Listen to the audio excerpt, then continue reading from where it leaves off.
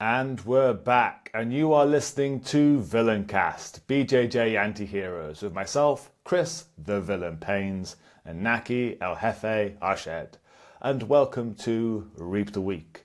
But first, a quick thank you to our members at In Theory BJJ Concept Driven Jiu-Jitsu for fight commentary, technique and concept videos, private coaching, monthly webinars and Q&A sessions.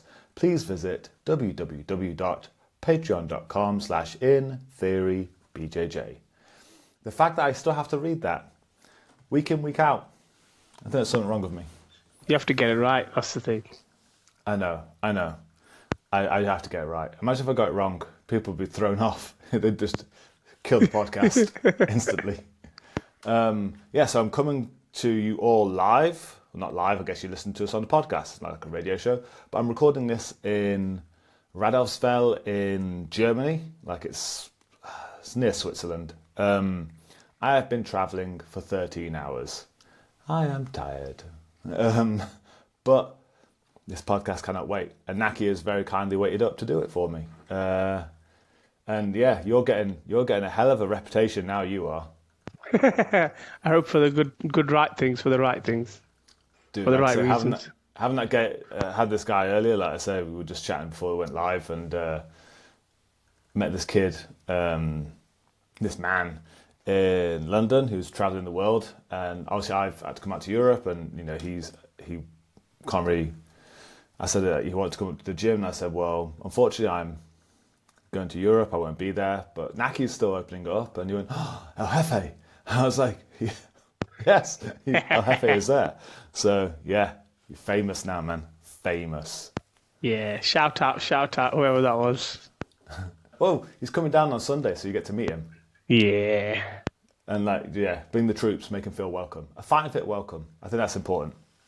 I think we're good at that. Fight and fit welcomes. Yeah. I think that's quite true. Is that anyone who's ever visited us has never felt like, they're just someone who's calling in for a class. Like, we give attention to everyone who's ever come to visit us. Yeah. Always. They always become our friends, don't they? Exactly. It was like, maybe we're that starved for attention. We need people to come visit us. Dude, like, I warned you, so we might not get through all this, but there's enough for 2 podcasts. I'm in Germany for a week, so we can do this again if I get good internet in my next accommodation. Even if not, I can use my phone. Dude, 20 questions. You ready?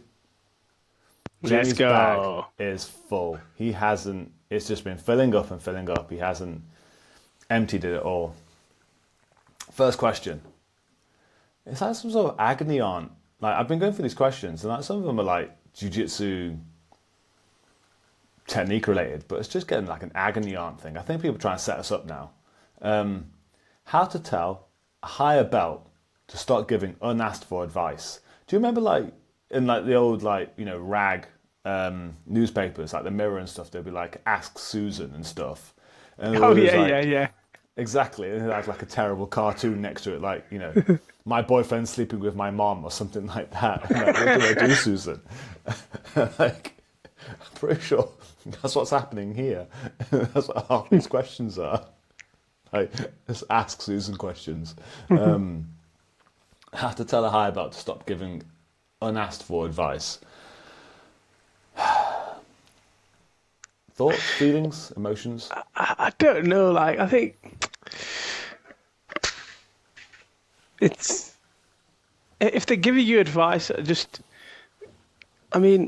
depends, like, how are they, like, really harassing you, like, every time you roll, they're saying, like, this is what you need to do, this is what you need to do, and then you're probably getting the better of them, like, I think higher belts, you get different types, don't you, who give you advice. You have like legit ones who will just play with you, and then they'll submit you when they want to submit you. Like, they'll give you the right advice, and then you have some who, when you start catching them slowly, as soon as you're about to catch them, they'll stop. Be like, oh, do this, do that.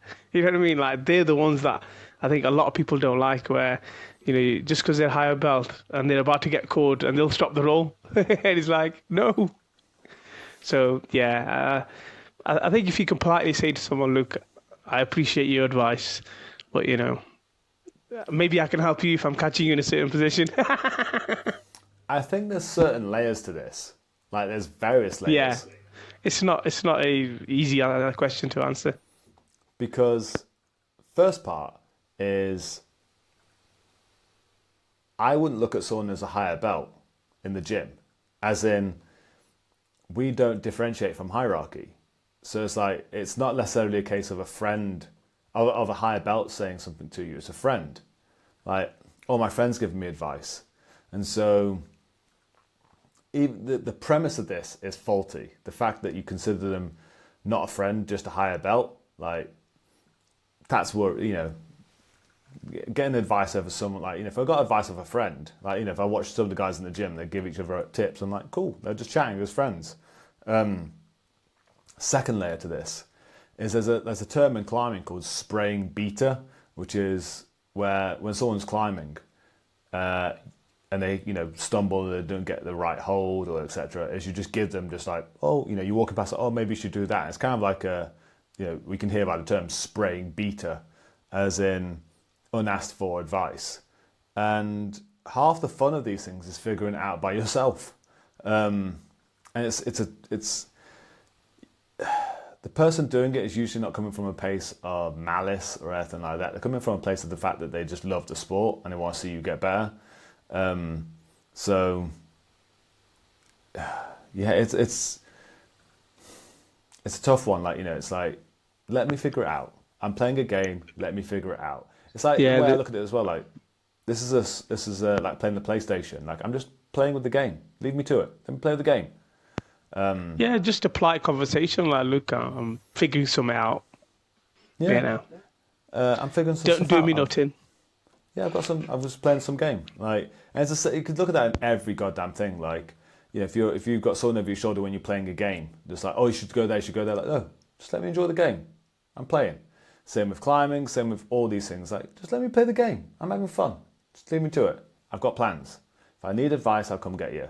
But I think it's making it so that person's a friend that you're getting advice with, and just having a conversation.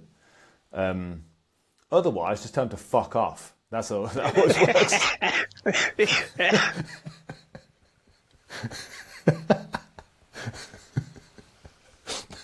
Sorry, Nak, I can see you dying on camera.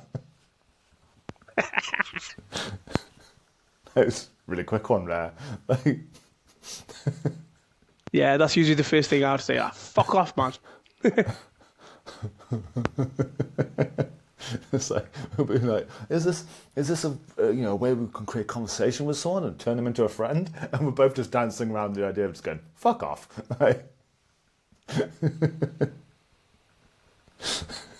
Oh well, that one's solved. Easy. How to approach someone in seated/butterfly and not get leg locked. I'm sorry, I should laugh. That's an easy one. Don't go into that butterfly. Yeah, like, why? Are they inviting you in? Come in, come sit here. Well, that's the thing. It's like a seated guard, butterfly guard. They're not holding on to you. If you don't like the terms of the engagement, leave. Like, come back when it's more favourable.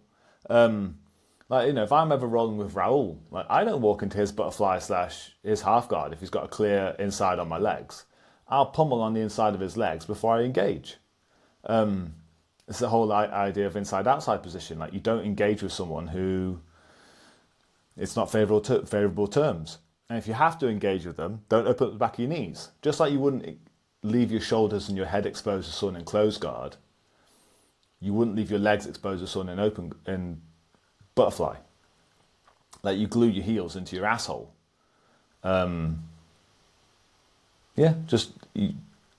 You don't have to play. Like I think that's half the issue with jiu-jitsu is it's all battlefields, as in, oh, we've got to go into this battlefield and now we've got to fight from this battlefield. Like no, change the battlefield, change the rules of engagement. If I don't like it, I'm going to leave. Like you've got to hold on to me and stop me from leaving. Then I'm going to back up and come back in again when it's more favourable. Yep, dictate where you want the fight to go. Exactly. I'm going to force you on the outside and then leg locks die. The other option is get really good at leg locks. Simply. Or the video's recorded, and I've got the laptop, obviously, and I am editing it. Our new smashing the guard pressure passing system, because then doesn't matter what guard they're playing, they all die anyway. I would record it this week, but I think it's a faux pas to record your roles at a Globetrotters camp. Otherwise, I'd demonstrate this, but it's going really well.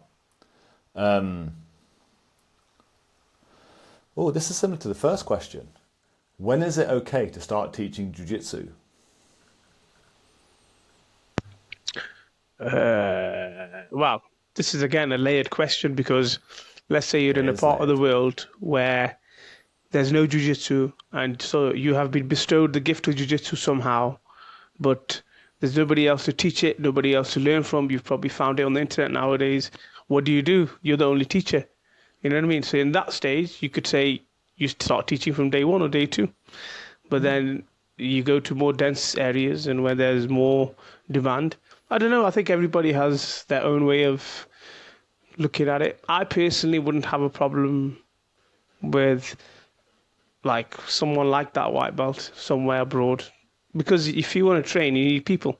You know what I mean? You need teachers as well. Well, like I said before, this is a PlayStation game. And if someone is better at the PlayStation game than you are, they can teach you something. Yeah. That's it. That's literally it. Like the whole thing about, belts and hierarchies and stuff like that is it's a man-made construct. Yeah. To put us on a pecking order. That's it. And I listen to some of the stuff that I've said in the past, teaching-wise, and I go, shut up, you tart. So some stuff I've said is horrendously wrong, but it was better than the person I was rolling with, so I could give it as advice. But I would give me advice now because I know better. We've said this before, what I know now compared to what I knew as I got my black belt is night and day. And I think you could sort of say the same. You're what 18 months into being a black belt now? Yeah. Would you say that your teaching ability and your jiu-jitsu is better than it was when you first got your black belt? Definitely. I would smoke that black belt, right now, literally. Yeah, I know you would. And that's the thing then. So it's like, when can you teach jiu-jitsu? Whenever. We're playing a game, and if you understand the game a little bit better than the person you're with, and it makes them better, great. If it doesn't make them better, not great. Bad advice. And that kind of goes back to the beginning one. If there's something that you could help someone with, just help them. That's teaching jiu-jitsu. I mean, I was doing it from 6 months in, just because I was better than the other people there. I had no fucking idea what I was doing, but was it enough to get us better? Yeah. And I learned as well. And the stuff I know now, I'm going to look back at in 5 years' time and go, the fuck was I on about? That's dumb. You can teach jiu-jitsu whenever you want. If you are better than someone else, that's it. And the only thing you've got then to consider is when it comes to business, people are going to go where the better. If you've got several teachers in an area, they're going to go to the better teachers. That's it.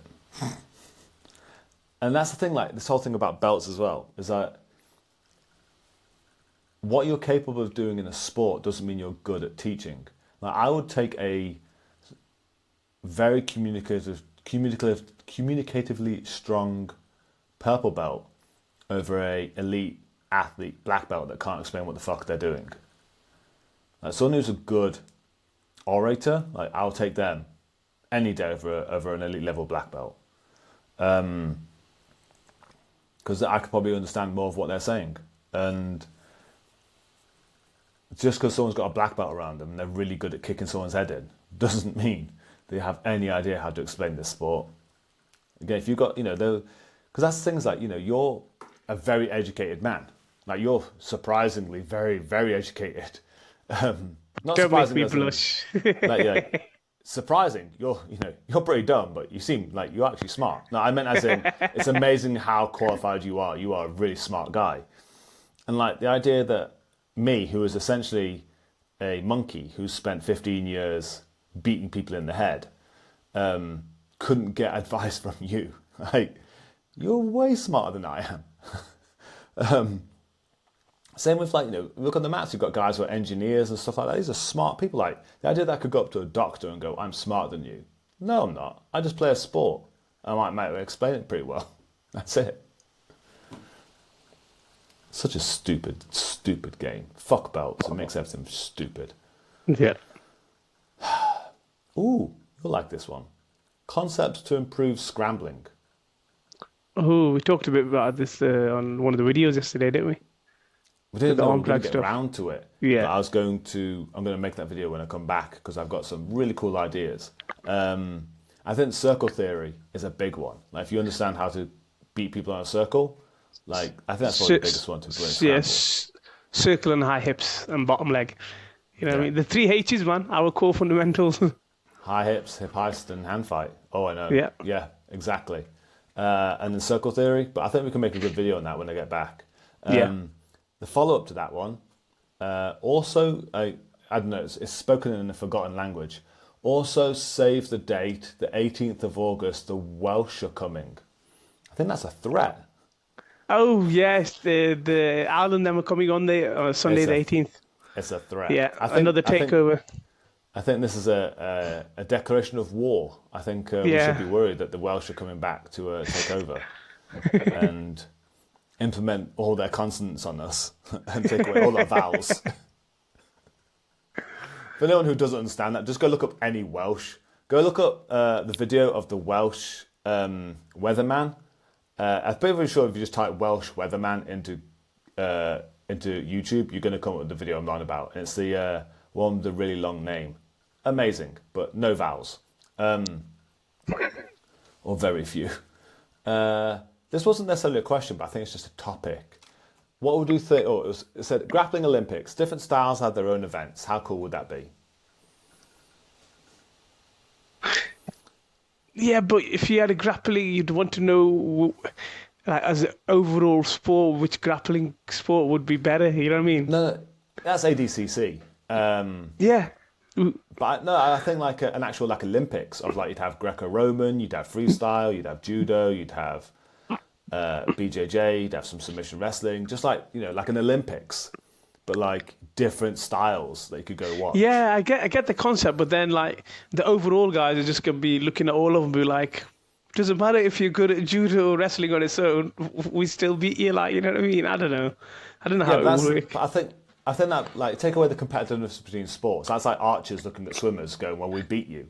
Well, in Yeah. what? Like we're playing a different sport. It'd be interesting. It'd be an interesting concept. Well, I think that's one thing we've been saying recently is that styles don't make rule sets make styles. As in, once you define a rule set, that's what creates the style that kind of most fits the rule set. And so, depending how limited your rule set is, basically creates a style of something. If you can only wear a gi and grab the upper body, eventually you'll invent judo. Like, if you can only grab the upper body and no gi, you're eventually going to invent Greco-Roman. And it's just, that's the way it's always been. And if you take an IBJJF rule set, you invent whatever the fuck normal jiu-jitsu is. God, pullers. Pulling guard. Exactly. Well, that's what I mean. When the points and everything are going that way, you invent a style that is terrible. Ooh. Okay, this is a funny one. And considering our final answer for the first question, I think if we approach that with that same level of zen, I think we'll get a good answer out of this. Wondering what's the best way of dealing with an intense partner that's way below my weight? Have a polite conversation. Don't smash him.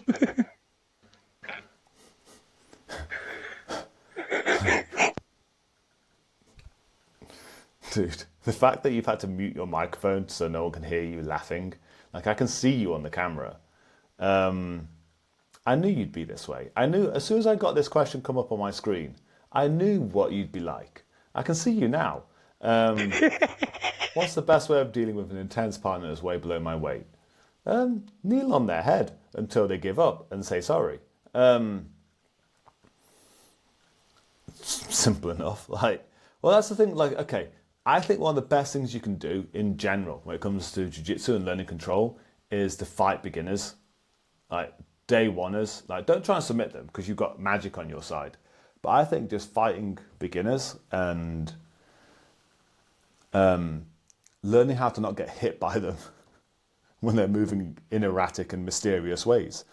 Because then you learn to sit behind their arms all the time. You sit behind their elbows, you sit in the middle of their back, and you just avoid anything they can do. And that's pretty much how anyone who's intense, that's all I do with them, is I sit behind them and I go, cool, cool. Like, you know the meme of like Iron Man punching Hulk in the face? That's what I'm like, just like when I'm riding on the back of them, just like, go sleep, go sleep, go sleep, get tired, please. Like, give up, be tired. And yeah, I think when it comes to like learning how to back take and stuff and learning how to like control people, you learn a lot by fighting beginners. You learn a lot about scrambles and getting behind people. Yeah, agreed, 100%. Or kneel on their head. Like, Yeah, you got to get them tired. Get them tired a bit.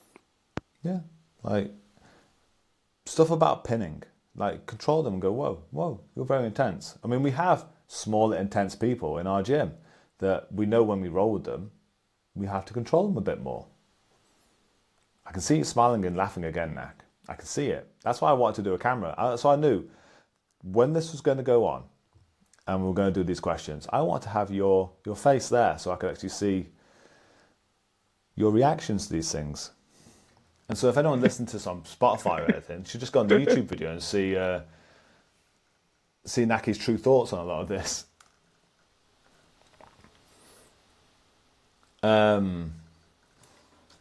Interesting question. Be nice. Best leg position for back take from reverse de la Riva, i.e. shin to shin, crab ride, etc. Best leg position. For a back take from RDLR. Which leg though? Because you only have one wrapped around, one free. Dude, what the fuck are we playing guard for? I know. I'm trying to be specific, but at the same time, I'm trying to think. Yeah, like. No, I think. What a back take. So That's hard. When I was over in Estonia week before, I was obviously playing quite a lot of high tripoding, and a lot of people were playing de la Riva, reverse de la Riva, and trying to take my back, and they were going to crab rides and stuff, and then realizing it's not real because I just stay as a tripod, and they were like, "Oh, like this man's not falling over, can't take his back." And that's the thing, is like all these kind of different situations where you might be able to reverse de la Riva, etc., doesn't matter. Like if they just stay upright, if they stay in the tripod, because you have to get up and jump on their back anyway.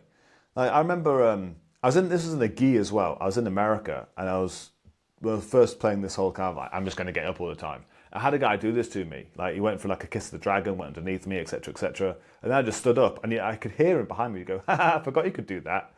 I was just like, "Yeah, like why would I be on the floor?" And so all those things, like anything. I mean, you've got a little series on things that don't make sense. Yeah. I think this video would be perfect for one of your "this don't make sense" clips.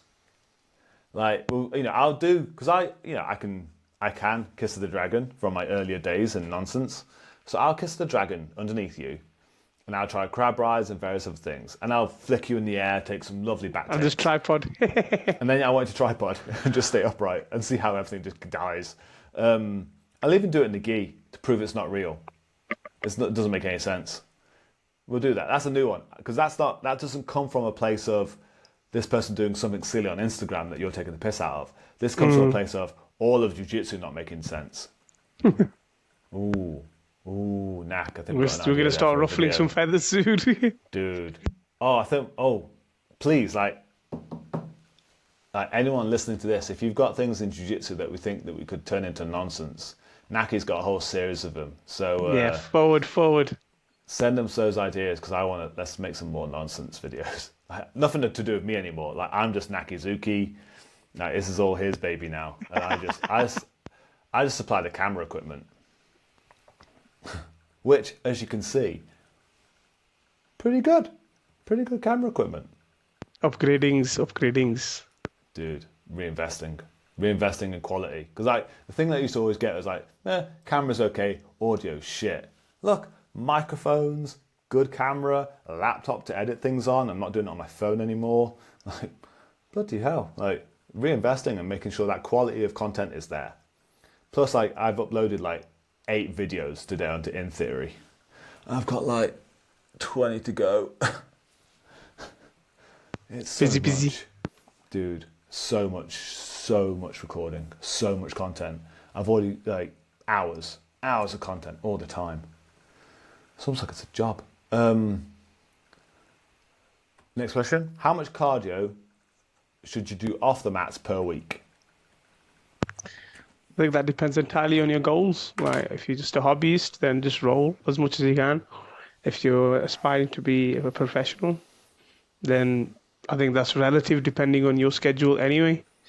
How much work you're putting in the gym, if you've got someone who's guiding you through it. But yeah, I think it's entirely relative. And this is where a lot of people go wrong as well, where they think the cardio that they're trying to build for jiu-jitsu outside of jiu-jitsu will help jiu-jitsu. But it's a different kind of cardio which is hard to emulate outside of actual sparring or rolling. That's my opinion anyway. And I think I've seen people who do some crazy circuits and crazy line of cardio, and I've competed against them, and I've, I don't, even in the gym when we get people who are supposed to be super fit, and it's not the same. It's not the same. Well, it's the same as anything. Like you do sport specific, like you train in your sport. Footballers do football, we do jiu-jitsu. So do your sport, but also maintain just general fitness. Like go to a gym, lift weights, work out, have a good level of fitness. Like be an athlete. As dumb as it sounds, be an athlete. I had this conversation with someone in Estonia saying that what we do is too hard, kind of. And that it would have been off-putting if they joined because they were a recreational jiu-jitsu player. And I'm like, well, we're all recreational to an extent. Like, we don't fight professionally. Not many jiu-jitsu people fight professionally. It's a very, very high level you have to get to be able to make money out of jiu-jitsu. So we're all recreational, but we're all still playing a sport. And like, depending on how much you want to take that sport seriously, will be how much you want to train for it. If you're not taking it seriously, don't train for it. And then if you suck, oh well. Like, you're in a sport. It's a physical endeavor. Like, train harder. Like, if you want to get better, train harder, become fitter, become an athlete. Like, if you're not athletic and you're sad that you're not doing well in the sport, it's pretty obvious. Like, just do a good training program. Be physically fit. And roll a lot. Maybe. Some people say you shouldn't spar so much. Those people are wrong. Some people don't know what they're talking about. I think mindless sparring is bad, but having being able to post-review it is very good. Like, because then you can formulate ideas, pressure test things. Yeah, exactly. How important is grip fighting? 90% of the game. Yeah, essentially. Whoever wins the grip fight usually gets to do their jiu-jitsu. Yeah. Simple as that. Like guard is a form of grip fighting because you're using your feet like hands. And so if you've ever come across someone who can't guard pass because their legs are too good, you're losing a grip fight. Oh well, you don't get to play jiu-jitsu today. Unfortunately, it's also the most boring thing because it's not a new technique, it's not a new submission or a new sweep. Yeah, you can have all the sweeps, all of the subs, you can have all the passes, but if you don't win the hand fight, if you don't win the grip fight, you don't get to play jiu-jitsu. That's it. Like, it's the single most important thing. Indeed. The better grip fighter gets to play. Um, It's literally the first fundamental we teach, and it's something that we teach every session. yeah, like you said earlier, 3 H's. High hips, hip heist, hand fight. I know. It's literally the most important. Like, if anyone's listening to this and you think, how do I get better at jiu-jitsu? Get better at grip fighting. Whoever's a better grip fighter gets to play that game. Simple as that. What do we think of an eco game for the legs, like getting ashy without the hands? What?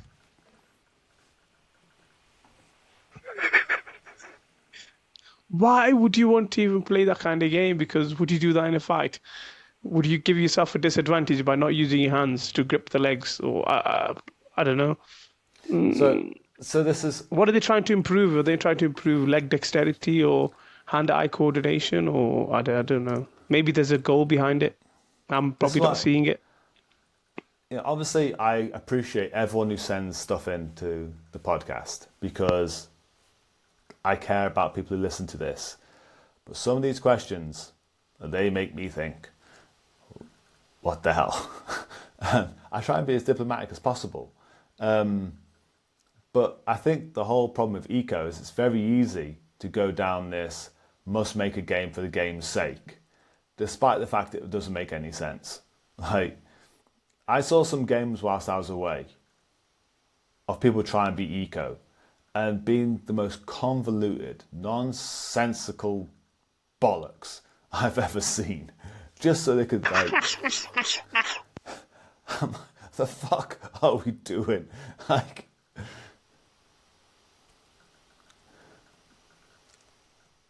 I play some weird games. I've killed him again. I play some weird games at times, and there's a reason behind it. Like, I want something to happen, but it's like just doing it for the sake of doing it. Like, no, like, it doesn't make any sense. Like, unless you're fighting weird rule sets where you're tied up, like, no, use your fucking hands. Like, eco is a tool in a toolbox for me to teach concept and get a concept to settle into someone's head, beat an idea into someone's head. If I have to do detail, I'll do detail. If I have to do eco, I'll do eco. I don't give a shit. I'm not religious to a certain idea. And so if it doesn't make any sense, if it starts to look like convoluted nonsense, I won't do it. Simple as that. Yeah. Eco, dude, there's another question. All right, right there. I was saving it to almost last, but I won't give it to you now, just because it's a great follow-up. Okay, don't look at me. Best eco warm-up.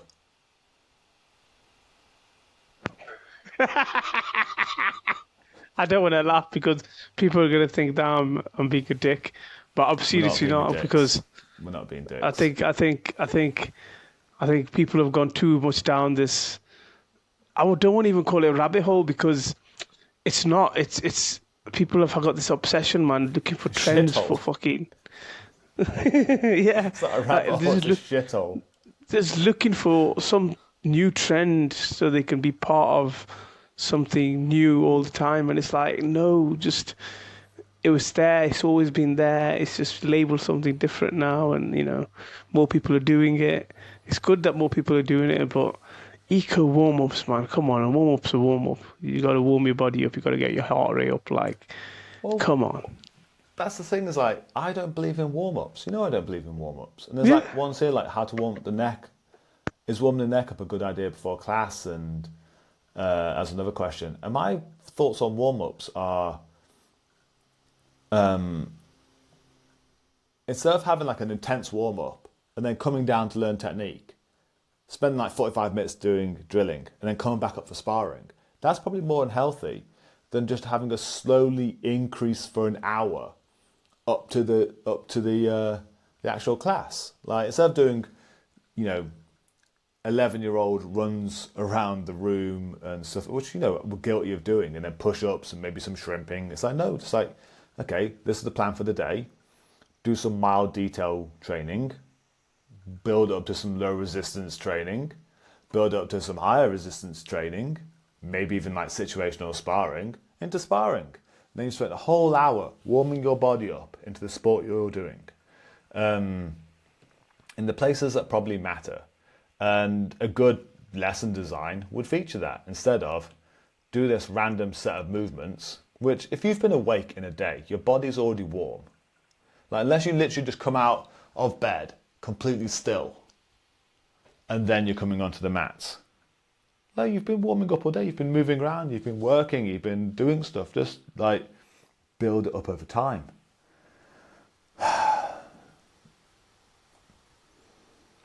Doesn't make any sense, man. And the whole eco one doesn't make any sense. I can't.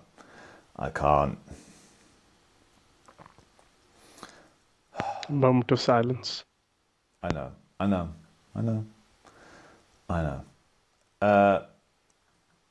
We'll cut these questions. We're going to be here all night. We've still got loads to go through. But best subs for beginners. Oh, I know this is the one for you because this has been your recent, you've cherry picked on this recently, which I agree with, But yeah, don't worry about submissions, man.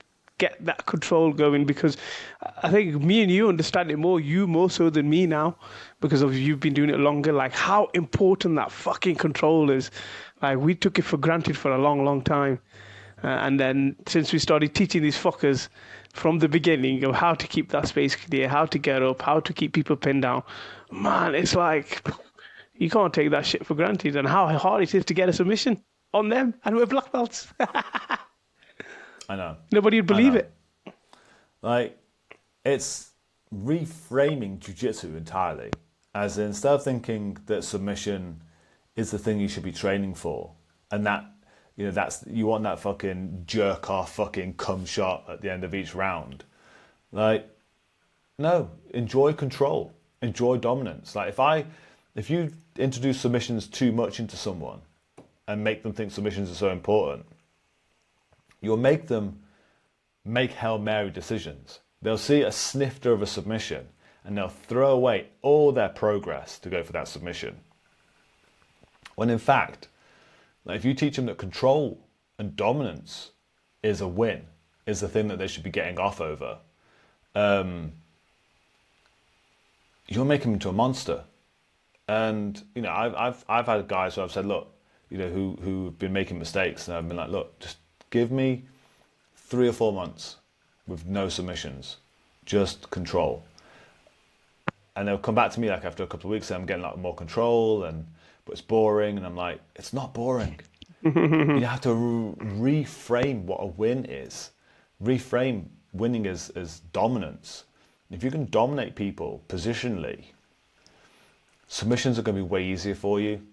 But if you can't dominate people positionally and you're just Hail Marying a lot more, then you'll keep throwing away control, and eventually someone will then capitalize on that and you'll get smashed when you lose your control and you lose the sub. And so yeah, for beginners, like consider it's literally the opposite of what Preet does. Like he said, I just teach beginners just all the subs they want. And I'm like, A, dangerous. B, it doesn't teach them anything about control. They're more likely to Hail Mary their shit. I'd rather they become dominant grapplers. Position before submission, but look at it in the way of position over submission. Always choose position over a submission. Yeah. People talk about it, but they don't tell you what it is or how to do it properly. Yeah. Like, that whole pressure passing video we did last night, man. Like, just do that repeatedly. Like, that's the thing that's so, when I was in Estonia, I've told a couple of people this already, at the Globetrotters camp, I was rolling with predominantly brown belts and black belts all week. And I didn't go really for any submissions on any of them. Like, I maybe got a couple of top wrist locks, like slow wrist locks that they were forced to watch. Like I'm some sort of like serial killer pervert who like makes them watch as terrible things happen to their family. I'm like, look at what I'm doing. And it's like, no, as that wrist comes in. That's all I did all week was I just worked on dominance because I thought I've got this opportunity to train with 40 black belts. I just want to work on holding them down and dominating them positionally and not going onto my back and being belligerent about not going onto my back. And it was successful, to say the least. And if I can just keep that idea rolling to everyone, again, like some of the people in our gym now, it makes me feel stupid how good they're doing despite the fact that we're black belts and they're white belts. I agree. We giggle about it, but it's kind of disheartening. Like I was watching Abbas, our third black belt, rolling with one of our white belts, Archie, on Monday. And you saw the amount of effort he had to put in. And Abbas is a killing machine. There's not many white belts who could survive him, ever. Yet here he is having to work his ass off just to keep this guy down. I'm like, this kid's a white belt. He's a year in, 18 months or whatever. And you're having the worst time trying to hold him down. I'm like, where was this information 15 years ago, man? So yeah, don't teach. The next question on this was like thoughts on curriculum design and what do you teach first? For the first year, do not teach them guard at all. Teach them just not fall over, keep their balance and their base and their posture. That's it. And that should be every lesson of reiterating that over and over and over again. Even like, you were doing it yesterday when I was saying to you, like, no, move forward, engage, be on top, like keep the pressure on, roll downhill. You're like, shit, yeah, back up a little bit too much. I'm like, no, go forward. Like, everyone can get benefit of just doing classes of being on top. And a bit of eco in there about not being on your ass when it's happening to you. Yeah. Eco has a place. We've given it a place now. It has a place, just not where you think it would be. Yeah, don't teach subs to beginners. As soon as they do understand subs and they're positioning strong, teach them all of them. Teach them heel hooks. But teach them the 5-second rule. If you can't catch any submission, you have to hold it for 5 before you put it on. Because that's how you can then teach them every submission safely. We've cracked it, dude. I'm so happy with our training right now in the gym. I mean, I've been saying this for about 6 months, 8 months, 9 months, a year maybe, about doing a beginner course, and we're going to start one in September. We were talking about it recently. Naki's going to help me with this, and we'll record it. We'll take some brand new people who've not done any grappling. We're going to put them through a beginner course of just showing them this stuff. And we'll record their progress. And you can see what happens when you teach this. We'll show a baseline when they arrive, and then we'll show this. And we'll see what happens. And we'll write it down. We'll turn this into a curriculum. Something that we could give to you. So if you listen to this and you're curious about this, like, it's going to be available soon. We're going to start this in September, hopefully. Yeah. And especially with room for the beginners, I think we could do this. No, I think it'll be successful, man.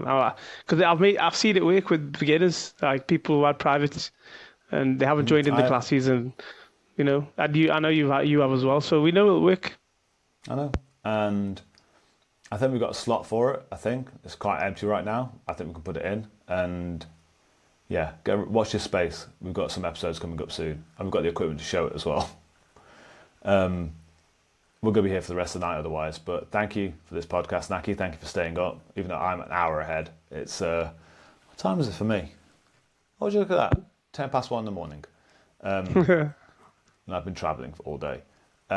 We'll do a new podcast later on next week. Thank you for tuning in for Reap the Week, and with the celebrity colour commentator, the El Jefe. Dude. Again, when I was in Estonia, in Pärnu, I had people come up to me saying, "Oh, it's Naki, come to the camp." I'm like, no, but like, I'm sure he'd love to hear this. I love it. I love it so much. And yeah, we'll mix. Can you make a note of that RDLR thing as well? Because I forget. I'm useless. Yeah. And we'll do it when I get home. Thank you, Nak. I'll see you when I get back. See you in a bit. I'll talk to you next week. Bye. Yeah, bye.